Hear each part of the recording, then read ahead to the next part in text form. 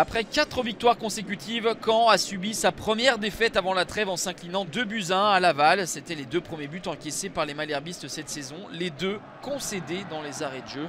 Pour autant, les hommes de Jean-Marc Furlan sont toujours leaders du championnat au moment de recevoir Saint-Etienne 15e, qui n'a remporté qu'un seul match et qui n'a pu faire mieux que le nul 0-0 face à Valenciennes à domicile lors de la journée précédente. Première incursion intéressante pour les Malherbistes avec ce ballon dans la profondeur et Quentin Daubin qui centre et ne trouve pas un partenaire. Saint-Etienne a des possibilités également avec ce ballon qui va voguer sur le côté et Gaëtan Charbonnier qui va plonger au deuxième poteau et tenter de reprendre ce ballon de manière peu académique. Ça passe à quelques centimètres du montant d'Anthony Mandrea, le gardien international algérien qui a joué et été aligné par Djabel Belmadi durant la trêve internationale avec les Fennecs. Saint-Etienne qui finit mieux cette première période.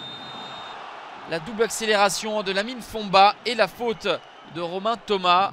L'ancien défenseur du SCO d'Angers est pris par ce changement de rythme de Lamine Fomba. Un joueur de Nîmes permet donc à Saint-Etienne d'obtenir ce penalty que va tirer et transformer Florian Tardieu. Deuxième match et premier but avec Saint-Etienne pour l'ancien joueur de l'Estac. Florian Tardieu, spécialiste dans l'exercice, c'est touché par Mandrea mais ça termine bien au fond. C'est Ibrahim Sissoko qui s'était chargé des pénaltys en ce début de saison, mais il restait sur un échec. Sissoko, c'est en cela où Tardieu s'est chargé de la sentence et de transformer 1-0 à la pause pour les Verts des Stéphanois qui n'ont remporté aucun de leurs 5 derniers matchs à l'extérieur en Ligue 2 BKT. 3 nuls et 2 défaites pour l'instant. Ça sourit aux joueurs de Laurent Batles, mais il va falloir tenir face à Caen, plutôt à l'aise à Dornano. 2 défaites seulement sur les 28 dernières réceptions. 18 victoires et 8 nuls en deuxième période.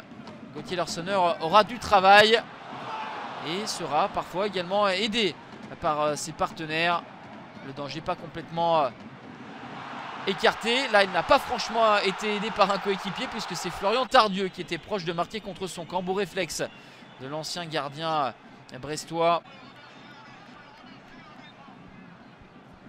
Les Stéphanois restent sur une série de 3 matchs sans défaite.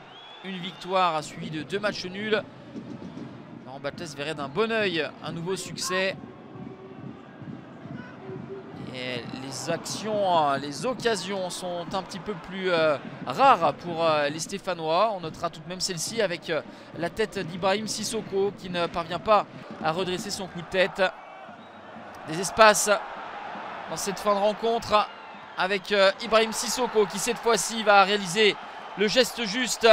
Le Malien porte le score à 2-0 avec son 4e but depuis le début de la saison. Son 5e en 5 matchs face à Caen, l'un de ses adversaires favoris. Il fixe au maximum Anthony Mandrea pour ensuite croiser imparablement sa frappe. Ça fait 2-0 à la 88e minute.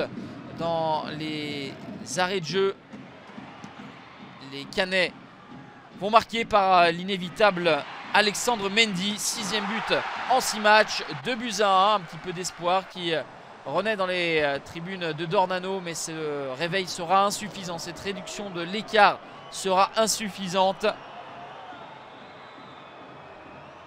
0 victoire lors des 6 derniers matchs contre Saint-Etienne. Caen a du mal face aux Verts et ça se confirme encore ce soir. 2-1 pour Saint-Etienne qui a fait chuter Caen sur sa pelouse et s'invite en première moitié de classement à la 9e place. 2e défaite de rang pour les Malherbistes qui glissent de la première à la 2e position.